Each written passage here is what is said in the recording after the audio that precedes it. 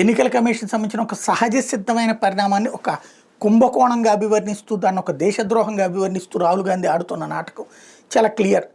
ఎలక్షన్స్కి ముందే ఎవరైనా సరే టైం ఇస్తారు, మీరు అందరూ ఓటర్లు నమోదు చేయించుకోమని. పార్టీలన్నీ కూడా అప్పుడే పిలుపులు ఇచ్చి మరి ఓటర్లు నమోదు చేయిస్తుంటాయి.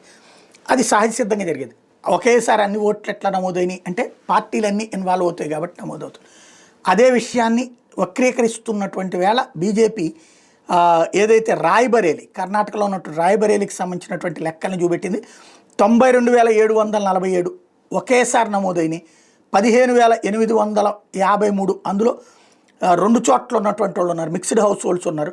71,977 ఫేక్ అడ్రస్లతో వచ్చినాయి. 19,512 డూప్లికేట్ అని తేలినాయి.